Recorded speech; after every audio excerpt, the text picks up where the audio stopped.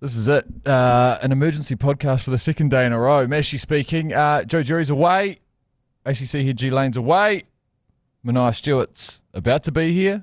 And James McConey, if I said that yet, is also away. We got a message that last night at about 2:30 a.m. saying he was sick. So we thought we'd grab Manaia in to do a bit of an emergency podcast around this new NRL situation that has developed overnight, mainly around Zac Lomax and his ongoing fracas with the Eels, the Storm, what could have been R360, like a lot to discuss. So this is another emergency podcast. We'll get stuck into Manaia about what's going on there, and we'll also touch on the Angus Crichton situation. Again, apologies. I know we promised a full deep dive on the All Black coaching situation with James McConey, but we did receive that text last night at 2:30 a.m. saying he's not available today for some reason. You can cast as many dispersions as you like. We certainly have. Anyway, live from the Export Beer Garden studio, this is the agenda for Thursday, it's Friday, the 23rd of January. Oh my God. The Agenda Podcast, the home of sporting nonsense and claptrap. Brought to you by Export Ultra. Well, yeah, Manaia Stewart joins us now. Good morning. Thank you very much for doing this, mate. No worries. As I've discussed earlier in the show, we had a bit of a last-minute cancellation from James McConey. You'll be surprised to hear No, a I'm not. text through at 3:30 this morning, I believe, saying he won't be able to do the podcast today. So something's either happened or something... Or has failed to happen. Yeah, that's what I think is probably the case. I think I know what it is.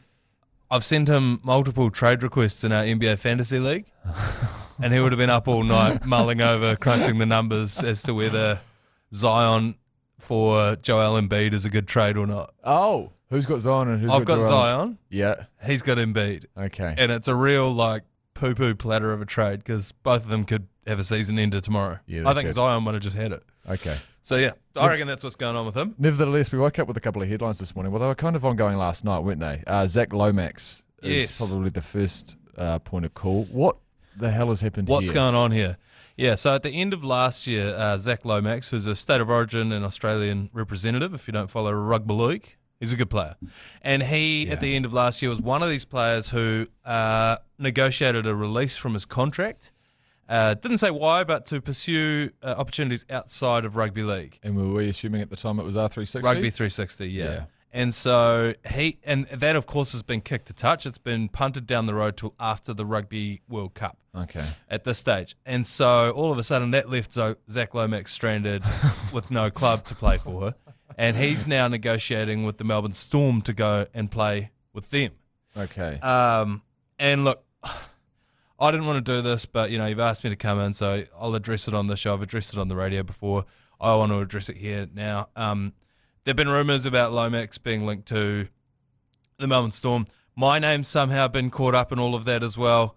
I don't know if you're familiar with the 167 podcast. It's Cam Munster, Ryan Pappenhausen, who's just left the Melbourne Storm, Sure. and Jerome Hughes, and they were talking about who's potentially going to play fullback for the Melbourne Storm this year. Have a listen to this. The number one spot, is there a bit of competition around there? Who's in the running? What's the chat been like? Probably me or Lomax, I think.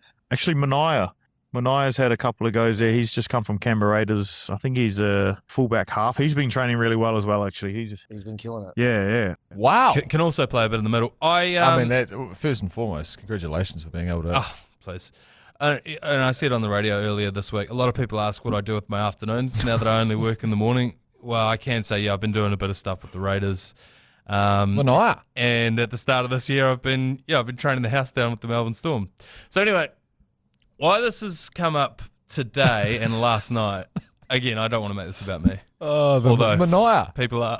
Manaia and the Aussie accent's good. Yeah. I'm going to, yeah.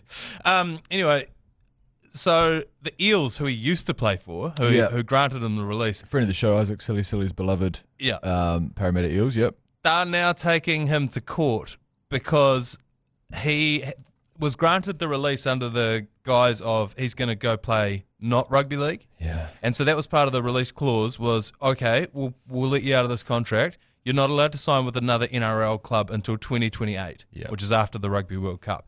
Now he's popped back up and tried to sign with the Melbourne Storm. I respect it from the Eels because that makes you feel like that they might have not really backed R360's and R360's ability to get their ducks in a row for the tournament that was going to be going forth. And I think they saw this coming. They saw, They're like, you can hang go. on.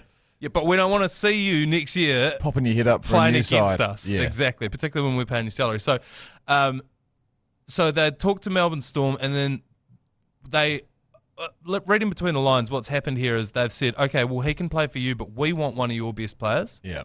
I think Stefano Utoikamanu was a prop for them. I think he was the one that they were targeting, among others. I'm sure they asked for everyone. Righto, so they decided once Lomax decided that he was going to come back to the NRL. Yeah, and he talked to the Melbourne Storm. So Paramata Eels and They said, the "We've Melbourne got-" Storm got into discussions about some Yes. kind of trade. So Okay. the Eels said, we've got this clause. Now we can either take you to court or you can give us someone of equal value. Yeah. And I assume because the Paramata Eels hold all the cards here This because is a they've real got it. rock and a hard place. Yeah, they've got it in writing. So they would have asked for everything.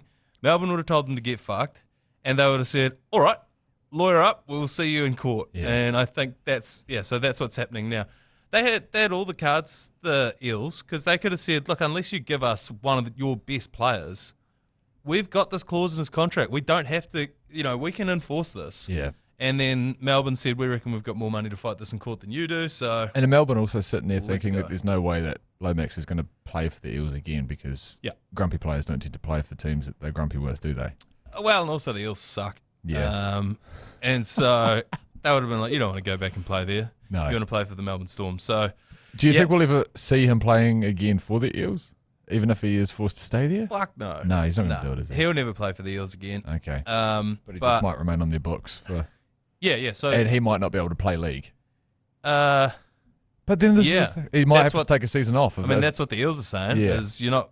Yeah, unless we get compensation for it, which I don't know. to the value of you, by the way, because he is a gun player, right? He's He's a excellent. machine, yeah. So I don't know. Is there, who do we trade from the Warriors? I was having a look on one of the fucking many reports that were coming out. There were some names thrown around. I think you just mentioned them earlier, but Yeah. maybe it's not worth going into.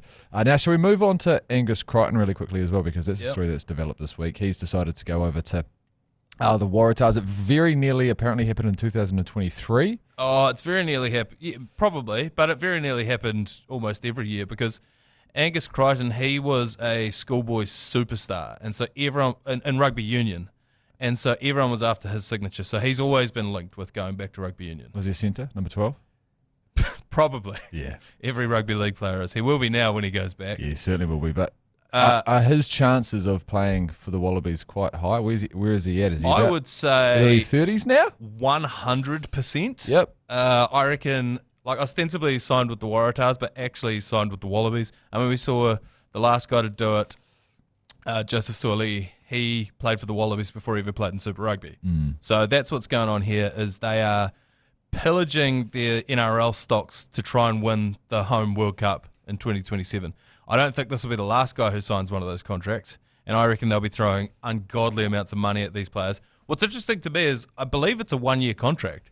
So he's basically a mercenary. He's gone, I'll come and play. I'll Yeah. come and win you as a World Cup. That's then I'm shameless going, too. And I'm going back to NRL, yeah. Is it easier to be a rugby league player or a union player in Aussie? Oh, that's a, what do you mean in terms of... Lifestyle. Oh, that's a tough one because it's a cultural divide there where rugby league is very blue collar. Because he's staying in Sydney, isn't he? Yeah, Sydney Yep. City Roosters, and then rugby union is very white collar. RM Williams sort Yeah, of okay. double barrel last names, but the parents are still together kind of areas. Private school as opposed stuff, to, yeah. private school stuff. I think they say chance as opposed to chance Yeah. in the rugby union circles. And I think for years the thing was always you get to represent your country and travel the world with rugby union, whereas rugby league is a much more popular competition, certainly at least now. I'll tell you what's harder is playing with 9 fingers because he had one of his fingers surgically removed. Which one? It is on his left hand. I believe it's his... Ringy. I think it's his ring finger, yeah.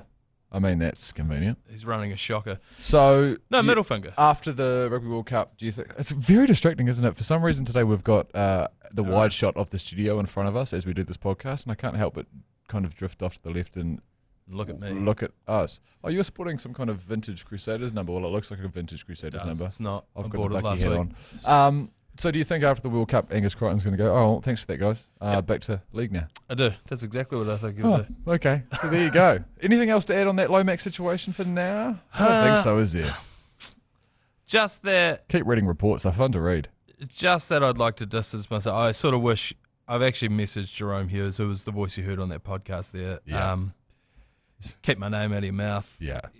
This is my sort of private business that I've got to deal with. So yeah, I just basically wanted to come on here and distance myself from that, from the Eels, from the Melbourne Storm, that legal sort of stuff. Yeah, smart. According to ESPN.com, as a junior, Crichton spent time in the back row and in the midfield before eventually winning selection in the Australian schoolboys team as a number 8. But the bulk of his free-running highlights with Scots College see him dominating in the number 12 jersey. Classic. Here we go. Classic. So it doesn't matter whether you are Sam Burgess, who was a prop in the NRL, or you're Roger Tuivasa-Sheck, who was a fullback in the NRL. Here's the number 12. You play at number 12. I think this could be the only difference could be he actually, because the issue with the transition is the million rules around the breakdown, and it's very hard to teach rugby league players that. Yeah. And you're actually better off having someone who just actually instinctively knows it. Difference here is he grew up playing it. So Success stories from going league to code. Brad Thorne would be the biggest Yep. one. Lottie Takiri, Matt Rogers. Can be done. Jason Robinson. Farrell, who's the first 5 for England? His dad, Andy Farrell. Not There's Owen. another one as well. And last one, Your Honour, Sonny Bill Williams. You may have heard of him. Yes, certainly have. He came to the Kaipoi High School Christmas fair one year, and he took it, and for some reason he came shirtless. Oh, I can't imagine I why. can tell you what. It's for the same reason I would have come shirted. The 'Cause I look like shit. the school went into lockdown. Anyway, that's a story for another day. Thank you very much, Manaia. No worries. Appreciate it. Have a good weekend, mate. All right. Off to the pub. The Agenda Podcast, the home of sporting nonsense and claptrap. Brought to you by Export Ultra.